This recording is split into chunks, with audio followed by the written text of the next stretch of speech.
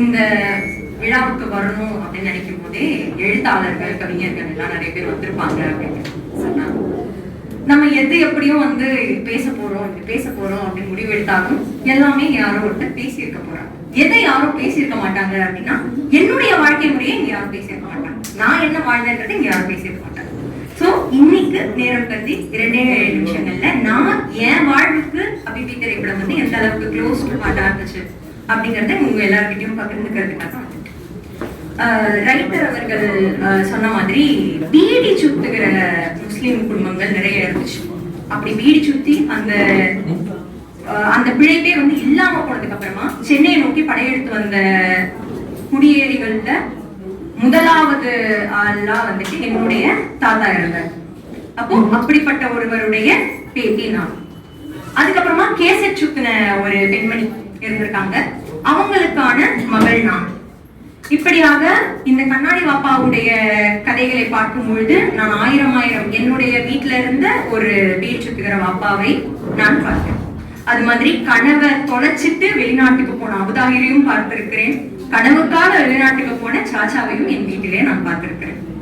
அப்போ இவ்வளவு ஒரு க்ளோஸ் டு ஹார்ட்டா இருக்குது நினைக்கும் போது எனக்கு ஒரு சின்ன புக்கு தான் ஞாபகம் வந்துச்சு. இந்த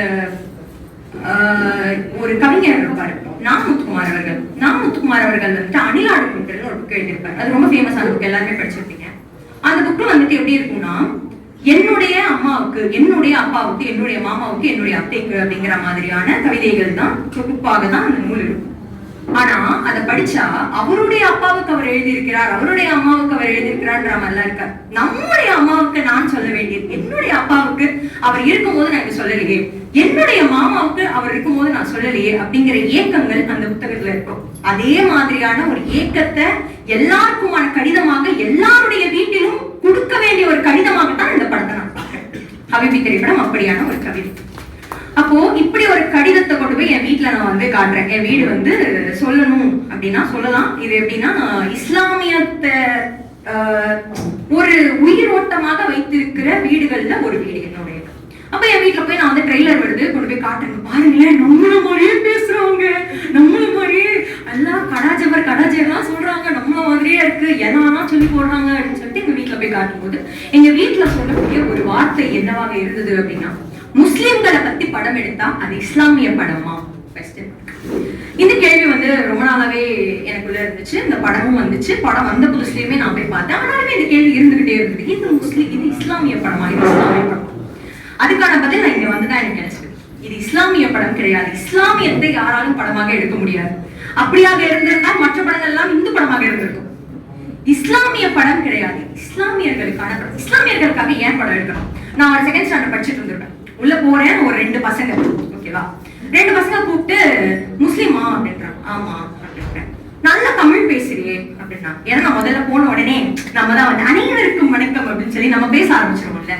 அந்த மாதிரி காலை பிரேயர் அசம்பிளில போய் பேசிட்டு கீழே இறங்குற, முஸ்லிம் தானே, நீ எப்படி தமிழ் பேசுற அப்படின்றான். ஏன் முஸ்லிம் தான், நான் தமிழ் முஸ்லிம் தான், உங்களுக்கு தெரியுமா? தெரியாது, நான் அப்ப எனக்கு தமிழ் தான் தெரியும் அப்படின்ற. அப்போ தமிழ் முஸ்லிம்களாக முஸ்லிம் இருக்க முடியும் அப்படிங்கிற விஷயமே இங்க நிறைய பேர்களுக்கு தெரியறது இல்லை. அதுதான் இங்க உண்மை.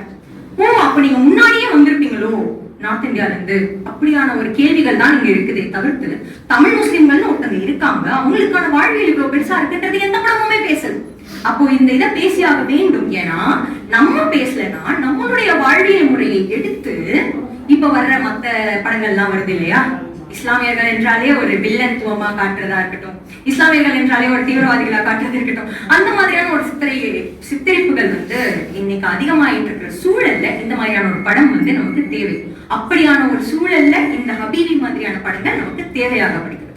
இதை தாண்டி இன்னொரு விஷயம் நான் சொல்லிக்க விரும்புறேன். வடநாட்டுல வீசுகிற இந்த நெருப்பு காற்று இருக்கு இல்லையா, அது கொஞ்சம் கொஞ்சமா தென்னகத்தை நோக்கி வந்துகிட்டு இருக்கு. அந்த காத்து வராம அங்கனையே தடுத்து போட்டு, நம்ம பெரியவர்கள் எல்லாம் பேசும்போது சொன்னாங்க, என்னுடைய பிரியாணிகள்லயும் என்னுடைய கஞ்சிலையும் யாரும் மண்ணவாரி போட்ட கூடாத அரசியல் எனக்கு வேணும் அப்படின்ற மாதிரி. அப்படிப்பட்ட ஒரு அரசியல் தேவை என்றால் நம்முடைய வாழ்வியல் முறையை பேச வேண்டிய ஹபீபி போன்ற திரைப்படங்கள் தேவை. சோ மீரா கதிரவன் சருக்கு ரொம்ப ரொம்ப நன்றி. இந்த படத்தை நான் பார்த்த உடனே நான் போயிட்டு நிறைய பேசினேன் சார் கிட்ட. நிறைய விஷயங்களும் நான் பார்த்தேன். இந்த இத்தா இருக்கிற வீட்டுல அந்த அம்மாவை காட்டக்கூடாது, கரெக்டா, நம்மளே பார்க்க கூடாது, நம்ம பிள்ளைய அந்த காட்சிப்படுத்தும் போது அந்த அம்மாவை நிஜமாவே காமிச்சிருக்க மாட்டாங்க. திரைதானே, படம் தானே, காமிச்சிருக்க மாட்டாங்க. வெறும் நிழல தான் காமிச்சிருப்பாங்க. இந்த பெண்களை பத்தி பேசணும்னா, முதல் பெண் இருப்பாங்கல்ல, நிலவு அப்படின்னு, அவங்க வந்துட்டு அவங்களோட குரலே வந்து இந்த ஹீரோக்கு வந்து கேட்டிருக்காது கடைசி வரைக்கும். ரெண்டாவது பொண்ணு இருக்காங்கல்ல, இவங்க பேசும்போதே சொல்லுவாங்க, நம்முடைய குரல் சன்னமானதாக இருக்கலாம், ஆனால் நாம் பேசியாக வேண்டும். அப்போ ரெண்டாவது பொண்ணுடைய குரலை தான் ஹீரோ வந்து முதல்ல கேட்கிறார். அப்படி இருக்கிற சூழ்நிலைகள்ல நம்ம எழுத்தாளர் சொன்ன மாதிரி நிறைய நிலவுகள் இன்று பருவீன்களாக மாறி இருக்கிறார்கள். நிறைய நிலவுகள் இருந்த ஊர்கள் இன்று பருவீன்கள் வந்திருக்கிறார்கள். அப்படிப்பட்ட பருவீனாக நானும் இருக்க வேண்டும் என்று நினைத்து கொண்டு தேங்க்யூ சார், இந்த மாதிரி ஒரு படத்துக்கு thank you so much for giving this opportunity.